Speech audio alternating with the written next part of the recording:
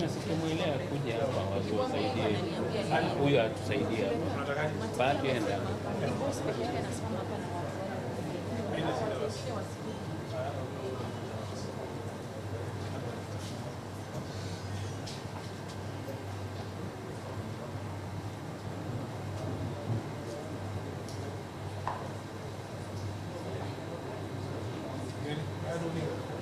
Karena dia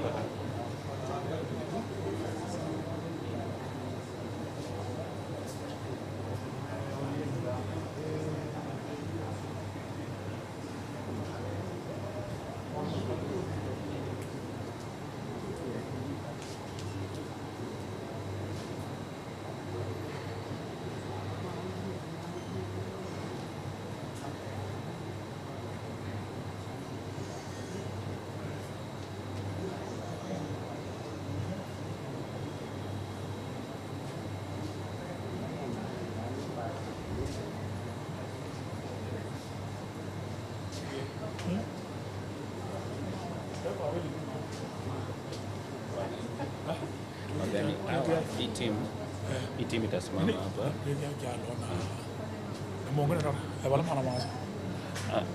Wewe sasa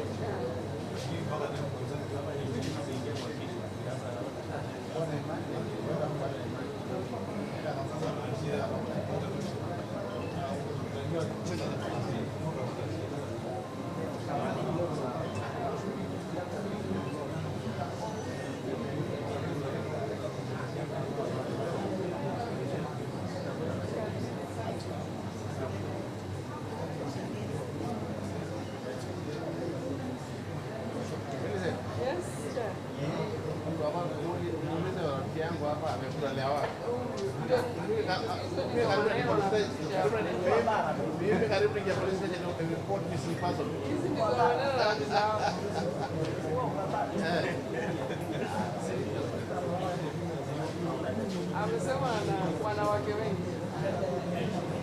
Amesema hawatumii.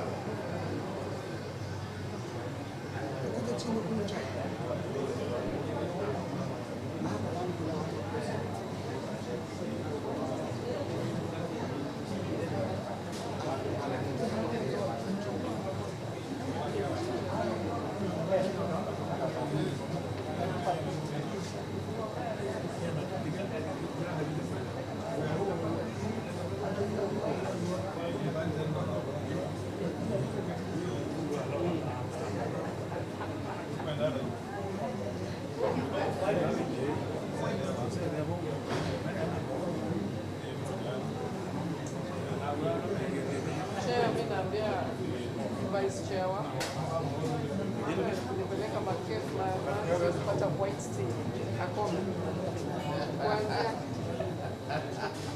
na akifanya mbaya sana ni papo tea.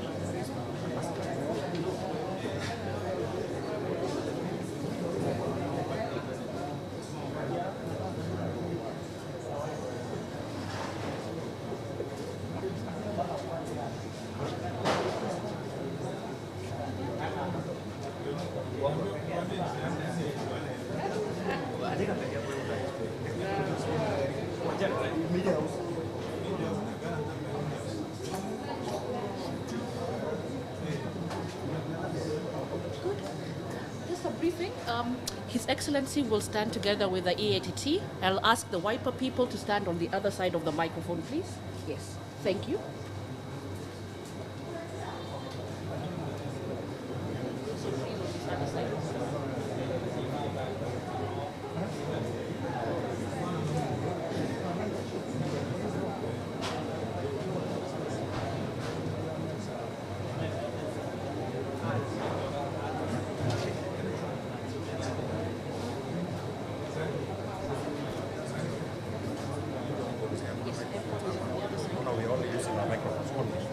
Yeah, I've spoken this out there, and they are okay with it.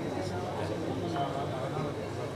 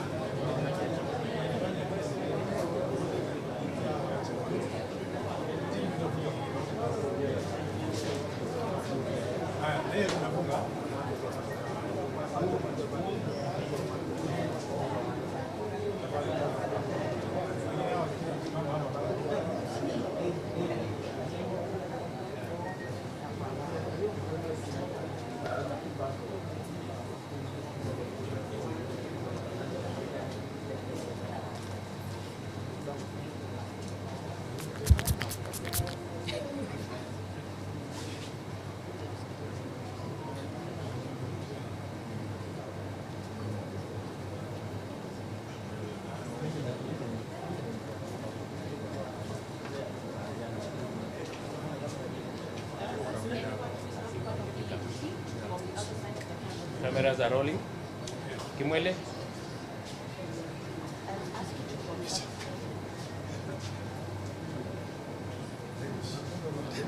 Bwana, tunaonekana wazi bwana. Hebu tusonge kidogo. Habari zenu? Can I have my reading glasses? Glasses? My reading glasses.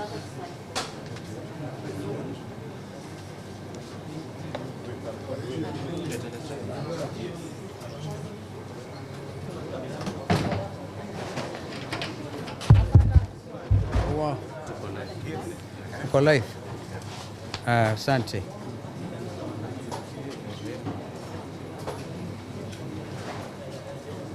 This one is for immediate release. Kwa hivyo tusikilizane. Wanamunga is here, the directors are here.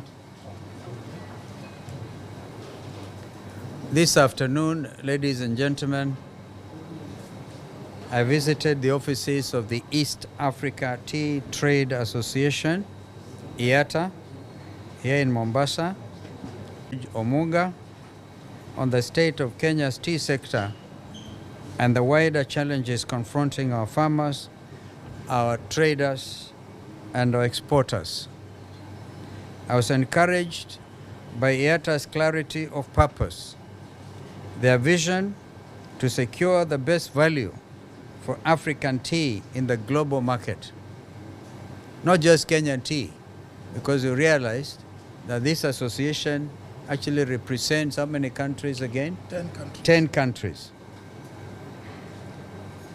Their vision is one that speaks directly to the aspirations of the more than 1 million Kenyan households whose livelihoods depend on this crop.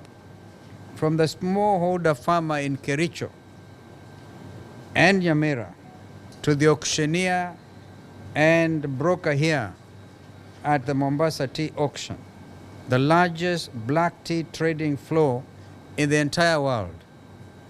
It is a vision I fully associate myself with, and one that Kenya, as Africa's leading tea exporter, has both the standing and the obligation to champion.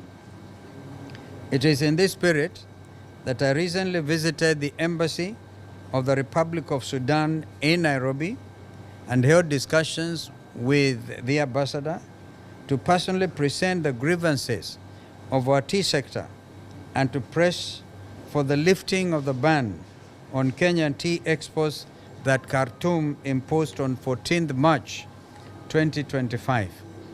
And they did that as a reciprocal measure. They made it very clear.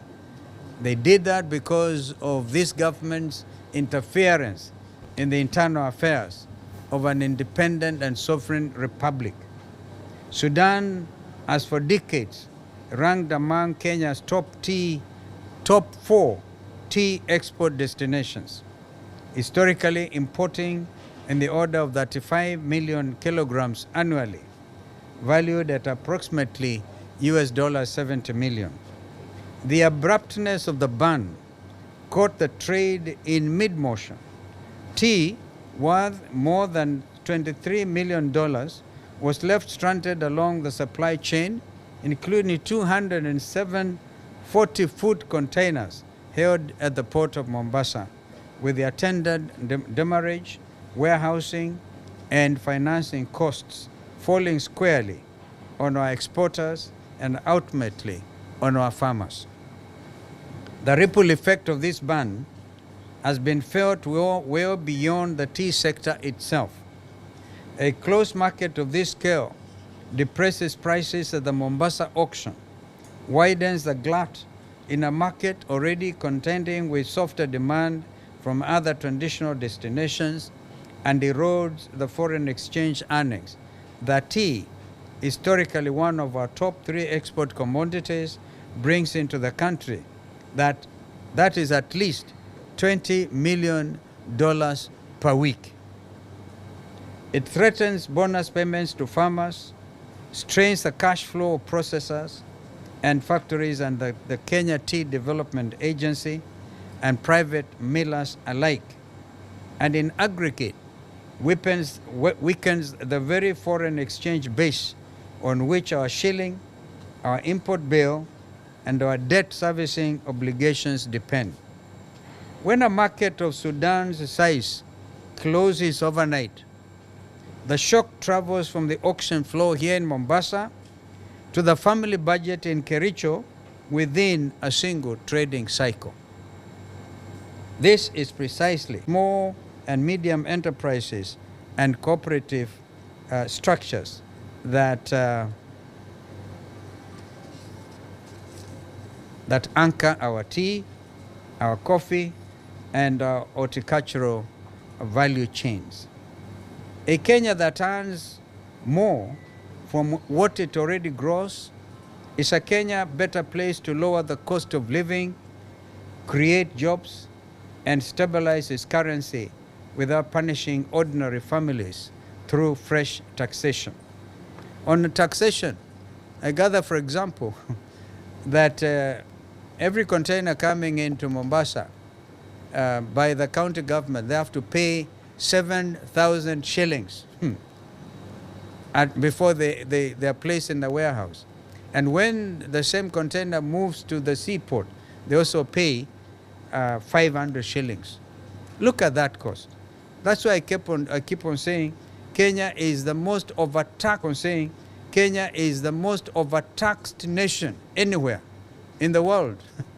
We're overtaxed by the central government, if you like, the national government, and even our devolved units. And we can maybe begin to understand why Kenyans are feeling poor. Do you know that over 20 million Kenyans now, in the last 1 or 2 years, have fallen below the poverty line? I wish to thank the leadership of EATTA for their frankness and for the confidence they have placed in this engagement. We will engage President Buhari's government and tell him our foreign policy orientation has always been to support peace engagement, but not to allow the port of Mombasa to be the entry point for arms destined for Darfur, for Sudan, through Mombasa. This is what this Ruto administration has actually been doing, and therefore creating enemies for ordinary Kenyans who would otherwise want to have good neighborliness and within the framework of our regional organizations. Sudan is a member of IGAD, Intergovernmental Authority on Drought and Development. We wanted to give it by talking about Intergovernmental Authority on Development. This is why we worked within that framework to bring peace in southern Sudan and in Somalia. And this is what William Ruto's administration is doing, destroying everything that was making this country an attraction to the region. Now we are seeing as an enemy nation. Our tea farmers and traders deserve a government and a leadership that will stand in the gap for them in every capital and every embassy where the interests are at stake. And I will continue to do so without hesitation. This visit is part of a wider, deliberate program of sector engagements that I will be undertaking countrywide in the coming weeks and months, we are working smart, very smart.